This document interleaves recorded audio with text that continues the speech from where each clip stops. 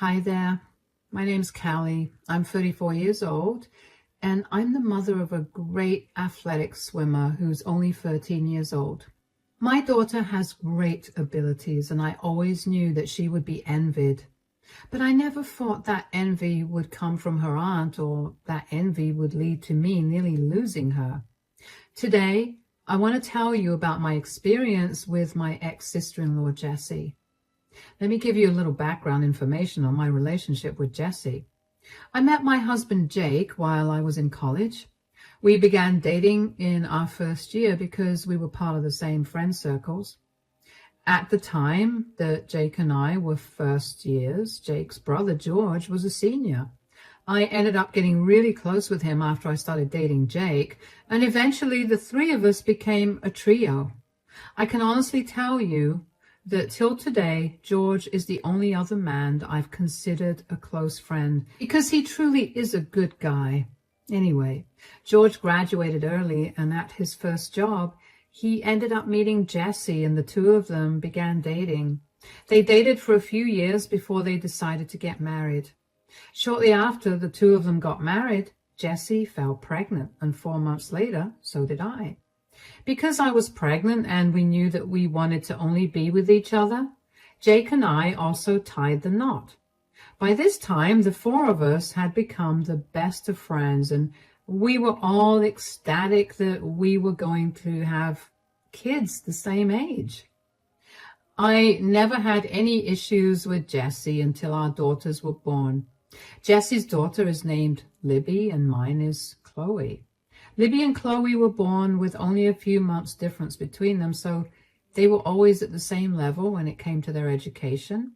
All of us lived in the same district, so the girls also went to school together. That's when I began to notice some disturbing behavior from Jessie. Jessie would become very controlling about the things that Libby did, especially if they were things that Chloe was doing as well. Whether it was the two of them playing hide and seek in the house or school tests, Jessie would always insist that Libby be the better one.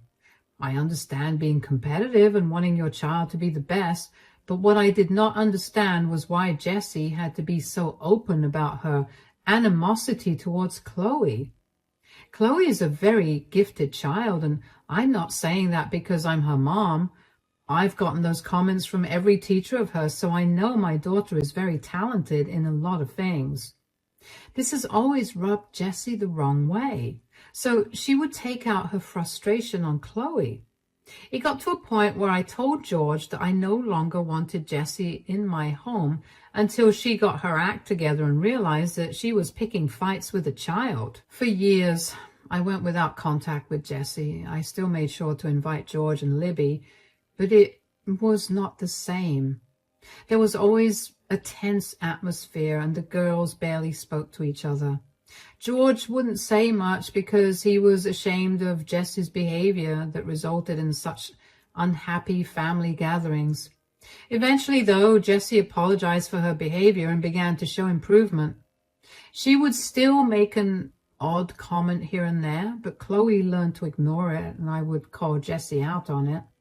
Now, onto the main incident. When the girls entered high school, they were put in the same class, and that seemed to have made Jessie happier because now she was able to directly see how both girls were performing. The girls also found out about the school swim team, which had competed at national levels for the last 6 years.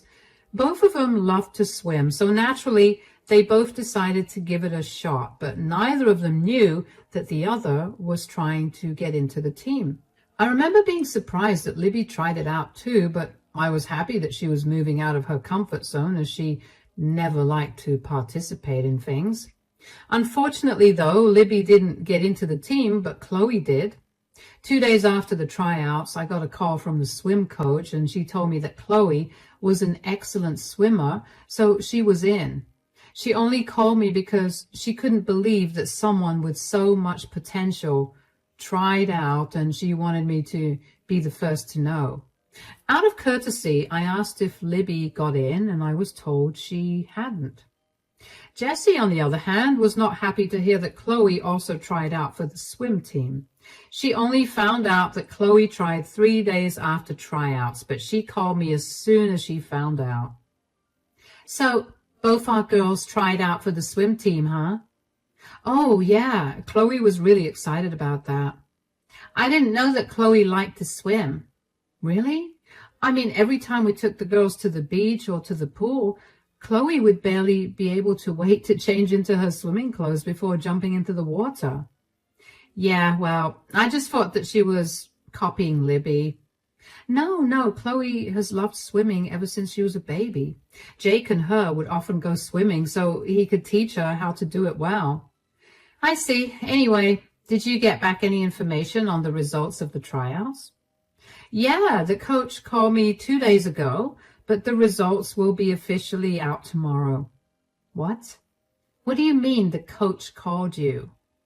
Oh, I don't want to say anything. You already seem upset that Chloe tried out for the swim team along with Libby. I think it's better that you see the results tomorrow. No, tell me right now, did the coach call you to tell you that Chloe's performance was horrible? Because if that's the case, then I'll be glad I never got that call. Why do you think the coach would call me to tell me that? I don't know. I don't think it's okay for the coach to call you before the results get announced officially. Did the coach mention Libby?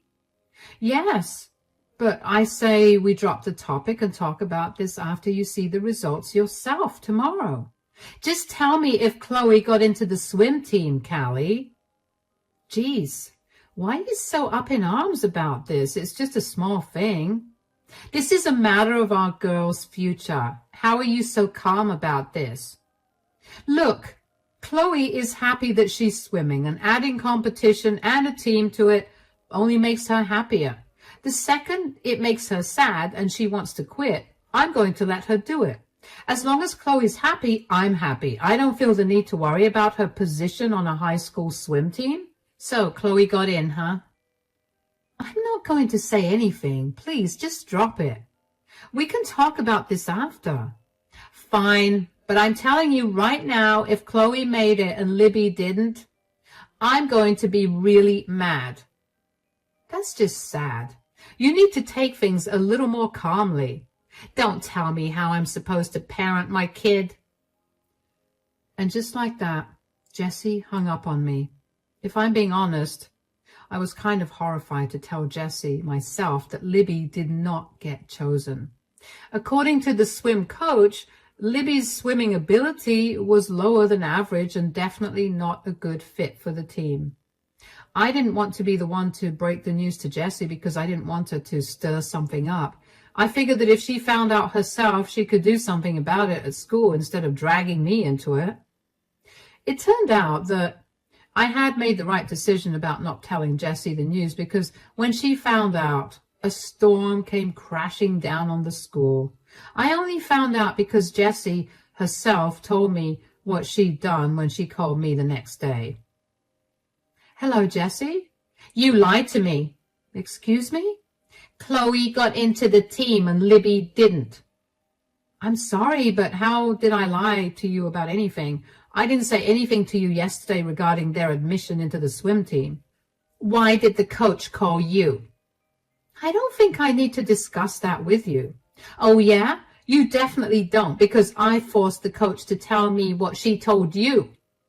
Jessie, that's not okay to do. She told you that Chloe was a natural-born swimmer and that Libby was barely an average swimmer. How could you hide that from me? You were already going mad about whether Libby would get admitted, and the last thing I wanted to do was tell you that Libby was not a great swimmer. You influenced the coach somehow, didn't you? Are you saying that I bribed the coach to take Chloe into the team? Yeah. Why else would she choose Chloe? Chloe's a whole year younger than Libby. So how can she be better?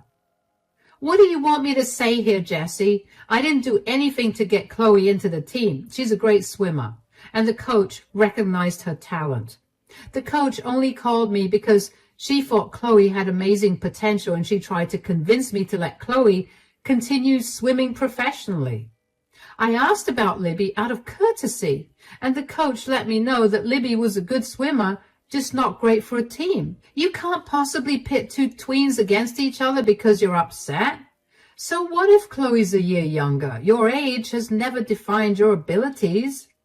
Don't try to act all high and mighty with me. I know that you did something to get Chloe into that swim team. Look, you can believe whatever you want to, but I promise you that I had nothing to do with Chloe getting into the swim team. Whatever she did it because she had the potential and her coach recognized it. Just don't make the girls hate each other because of this. I'm sure that with a little more practice, Libby can try again in a year and make it into the team. I don't want to wait a year for Libby to join the team. You've ruined her life. Jessie, please, stop being so dramatic. Shut it.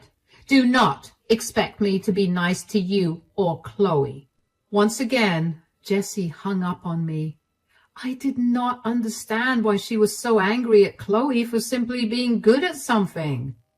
I tried my best to shield Chloe from Jessie's insults and behavior over the next few months.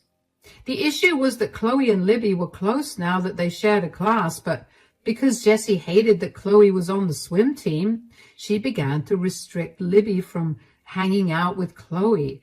If I stopped inviting Jessie over, then I was sure that she would not let George or Libby come over, and I did not want to lose them. Chloe learned to let Jessie's mockery roll off her back, but that would only irritate Jessie more.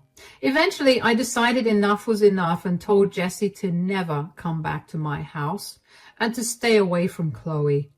As I predicted, George and Libby stopped coming over after that. George only texted me an apology, but I knew he felt torn between choosing between his brother and his best friend, and his wife. Months passed that way, and Chloe was doing great on the swim team. Sometimes I'd run into Libby at school whenever I'd pick Chloe up, and I'd check in on her, but that was the extent of my conversation with her. And then one day I got a call from Chloe's school telling me that Chloe was found passed out in the locker room an hour into practice. I cannot even begin to tell you how scared I was. The school told me that she was rushed to the hospital, so I rushed there as well. And when I got there, the doctors were still conducting tests on her. And after a little while, Chloe's blood reports showed a high amount of sleeping tablets in her system. The doctors and nurses worked hard to flush her stomach, and when she was stabilized, they told me that she would wake up in a few hours. At that time, all I could think about was how lucky I was that the pills didn't kill my baby, and how she could have possibly gotten her hands on those pills. I ended up falling asleep when the panic settled, but I was woken up when Chloe called out to me. "Mom, why am I in hospital?" "Oh, sweetie, you're awake." "Yeah, when did I fall asleep? I remember going to the locker room, and now I'm here. What happened?" "Well, the school called me at around 5 to tell me that you were found passed out in the locker room. The doctor ran some tests on your blood, and the report said that you had a large amount of sleeping pills in your system. They had to flush the pills out of your system." "Why did you take so many pills? And how did you even get your hands on them?" "Sleeping pills? Mom, I swear I didn't take any sleeping pills. Why would I even take them right before swimming practice?" "Yeah, you're right. I'm not blaming you, sweetie. I'm just freaking out, okay? It was really scary to get that call." "I get that. I'm sorry for freaking you out, Mom." "No, you have nothing to apologize for, darling, but I do need you to help me figure out how you managed to ingest these pills." "Of course. I didn't eat anything at the cafeteria or from anybody else. I only ate the food you gave me, and I only drank water." "Are you sure? You had to have ingested these somehow. Think harder, darling. Maybe you took a bite out of one of your friend's foods or something?" "No, Mom. All of them ate from the cafeteria, and I was there with them the entire time, so there's no way that any of them could have slipped anything in the food. Even if they did, I didn't eat out of their plates at all. Also, they're my friends. There's no way that they would have did this to me." Okay, then did someone on the swim team give you a drink or something? Not at all. Wait, Libby handed me an energy drink today. I tried to tell her that I didn't want it, but she told me that Aunt Jessie had specifically bought it for me as an apology for her behavior. So I took it. You don't think that Aunt Jessie messed with the drink, right, Mom? I have no idea, but I wouldn't eliminate that possibility. Do you still have the drink? Yeah, it's in my backpack. All right, we'll send that for testing and we'll see. But for now, you need to rest up. You're going to feel woozy for a while. Yeah, I already feel like that. You can sleep, sweetie. I'll be right here. My head was swimming with confusion. I knew that Jessie did not like Chloe because Libby was unable to keep up with Chloe, but I never for even 1 second thought that Jessie would be capable of hurting Chloe. I knew that Libby would never hurt Chloe like that because Chloe's told me of how Libby always cries whenever she's at our place because she feels bad that Jessie treats Chloe badly and forces Libby to treat Chloe the same way. I sent the drink from Chloe's bag for testing, and in a week, I got the results. They were full of sleeping pills. I was enraged, but I knew I needed more information, so I headed to the school. Chloe was still resting at home, but word had gotten out in school, so everybody knew what had happened to her. I waited at the drop-off for Libby, and when I finally spotted her, I ran up to her. Hi, Libby, sweetie. Oh, Aunt Callie, I'm actually really busy. I need to head home immediately. Sweetie, please. I just need 2 minutes with you. I'll buy you some ice cream. It's a hot day, so I'm sure you'll like it. I'm not so sure. Mom told me to come back as soon as I can without stopping for anything or anyone. I promise you it'll be okay. Besides, I'm your aunt, so your mom won't be too worried. How do you like the idea of an ice cream? Sure. All right. There's an ice cream shop right around the corner. Should we walk it? All right. While we're walking, I did want to ask you about something. I promise you I had nothing to do with what happened to Chloe. Sweetie, I didn't even mention Chloe. How did you know that I was going to ask about her? I mean, it seemed only natural that you would ask me about Chloe when, she made it to the swim team and I didn't. I would never blame you for it or for being jealous. Are you jealous of Chloe, though? Absolutely not. I saw her tryouts, and my gosh, she can really swim. As soon as I saw her and the other people who tried out, I knew that there was no way that I was going to get accepted into the team, and I'm completely okay with that. I'm sure that with a little practice. No, I don't even like swimming. What? But your mom? Yeah, she just wants me to do all the things she did in high school, and she gets mad when I don't. Oh, I'm so sorry. Yeah, I've learnt to live with it. Well, again, I'm not blaming you, but I do need to ask you if you're involved with what happened to Chloe. She hadn't had anything other than the energy drink you gave her before practice, and before that she ate food that I packed, and I know that there was nothing wrong with that. Could you please tell me if there was something wrong with the drink, because Chloe's blood came back full of some dangerous sleeping pills? What? Oh my God, I didn't know. Didn't know what, darling? Why are you crying, sweetie? My mom made me do it. I swear I didn't do anything. Calm down, darling. I saw Mom slip some crushed powder into the drink, and she insisted I give Chloe the drink. I was concerned about it, but she convinced me that she added some extra protein to the drink. I didn't know that she put sleeping pills in the drink. Are you sure that your mom did this? Absolutely. I'm so sorry. Please don't report me to the police. Oh, sweetie, I won't do anything to you.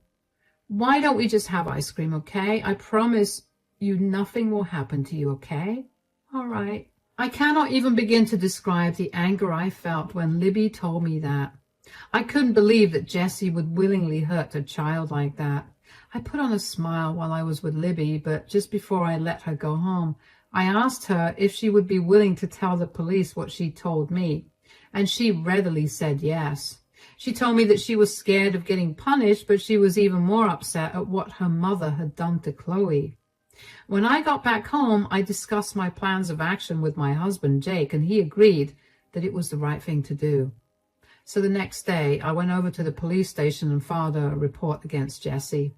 I picked Libby up after school and took her to the police station where she gave her statements too. And she even brought up more instances of Jessie's toxic behavior that was happening behind closed doors, like how she would punish Libby for not surpassing Chloe by not letting her eat food or not talking to her for weeks. I thanked Libby profusely for her help, and she asked me if she could stay with me for a few days. Of course, I told her she could. I called Jessie to tell her that the girls wanted to have a sleepover, and initially, Jessie was adamant about me bringing Libby back home, but eventually gave in and told me to do whatever I wanted. However, the next day, while I was at work, Jessie called me. "Hi, Jessie, I'm a little busy right now. Can you call me back in a bit?" "No, I don't care about what you're doing right now. I have to speak to you right away." "What is it?" "Do you mind explaining why I have a bunch of policemen searching my house right now?" How would I know why the police are involved in your life? Did you do something to warrant a police visit?" "Do not play dumb right now. I know that you pressed charges against me and they're here to conduct some investigation." "Oh, right. I found out that you were the one who tried to drug Chloe, so I felt like it was only right that you face the consequences for your actions."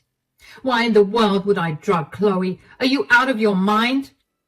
Chloe's reports showed an excessive amount of sleeping pills in her bloodstream, and other than the food I gave her, she only drank the drink that Libby handed her. Libby told me that you forced her to give Chloe that drink. "Are you seriously pressing charges against me based on the word of a child? You know kids like to make stuff up." "Kids, yeah, but teens, they don't make up outrageous lies like this." "Oh, believe me, you have no idea how calculating and manipulative teens can be. You need to drop these charges against me right away and get these stupid cops out of my house." "Why do you not want the cops in there? I mean, if you have nothing to hide, you shouldn't be so worried about a bunch of policemen snooping around." "I'm innocent. I just do not like people snooping in on my stuff. Look, I need to find out what happened to my daughter, and if what Libby said was true, you're going to suffer." "Okay, if we're going to trust Libby, tell me why I would even want to hurt a child." "If I remember correctly, you hated the fact that Chloe got into the swim team, that you desperately wanted Libby in. So what? You think I'm some pathetic, vengeful mom who hurt a child to get what she wants?" "Well, you said it, not me. And before you come at me, I want you to think back on how you've been treating Chloe ever since she got in. You were mean, and you always ignored her. She tried to talk to you about it, and all you did was tell her to leave you alone.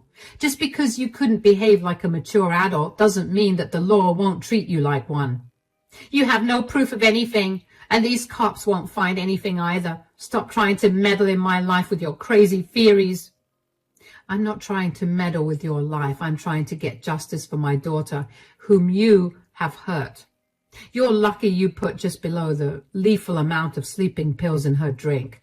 If you think the drink was the problem, how are you sure that Libby wasn't the one who spiked the drink? Why am I being blamed?" "Wow, you have no shame, do you? How can you just throw your daughter under the bus to save your skin?" "I know it wasn't Libby, because she seemed genuinely distraught. She gave her statements to the police and swore they were true." "She what?" "That girl is going to regret messing with me. I want you to send her back home right this instant." "No, I will wait to hear what CPS has to say about this, and then Libby can come home. Good luck with everything. Bye." I remember faintly hearing Jessie trying to yell something, but I couldn't be bothered to hear the rest of it. I had been tired of trying to get to the bottom of things, and now that my answer was there, I was not going to let Jessie ruin it. I only wanted what was best and safe for my daughter, and if that meant reporting Jessie and ruining her life, then so be it. After that, things started to get a lot more intense than I anticipated. The police officers who were searching Jessie's house that day ended up stumbling upon a CVS receipt for the purchase of only sleeping tablets the day before Chloe passed out in the locker room. They questioned Jessie about where the pills were. But she insisted that she didn't know, and thankfully one of the neighbors had a security camera that lined up directly with the sidewalk right outside of Jesse's house, so it managed to capture Jesse throwing something out in the garbage bin right before the garbage collectors came. The police officers kept hounding Jesse for information, and finally she confessed to spiking Chloe's drink. Jesse was charged with assault, and after a really long trial, the charges were brought down to a misdemeanor since she was a first-time offender, and Chloe wasn't seriously injured. She was ordered to not only clear off the medical bills Chloe incurred, but also pay us a fine of $10,000, and she was also sentenced to 230 hours of community service.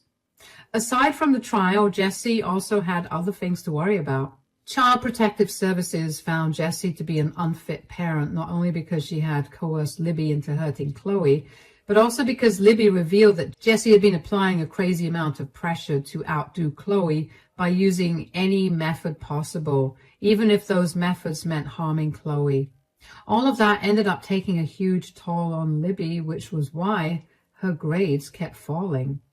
My brother-in-law, George, had had enough of Jessie's antics, and when he found out what she had been doing to Libby, he decided to get a divorce. Libby was more than happy that she no longer had to deal with her mother, and when she told me that, I couldn't help but feel even worse at the thought of what Jessie must have put her through for her to be happy to not be around her mother. The divorce was also a messy process, so George asked me if I could take Libby in until the divorce was finalized, so of course I said I would. Libby and Chloe used that time to clear the air between the both of them, and now they're the best of friends. Jessie managed to get quite a lot out of George through the divorce, but George was unfazed. He just wanted space away from her. Thankfully, George managed to keep the house because he inherited it from his grandfather, so Jessie had no right to it. Jessie had nowhere else to go either because her family refused to take her in when they found out what she'd done. She managed to put herself up in a motel for a while, and she kept calling and texting me to tell me how I'd ruined her life. She's been struggling to get a job because her last one fired her when her actions were brought to light. And with her new criminal record, companies weren't hiring her quickly like they used to. It wasn't my problem, so I blocked her and moved on. Ever since Jessie's left all of our lives, we've all gotten a lot happier. There's no more tense atmosphere or awkward silence. And now, whenever my family meets with George and Libby, we're all really happy. I stopped keeping tabs on Jessie, and instead I'm happy in knowing that my daughter is safe and sound. Thank you so much for sticking through and listening to my story.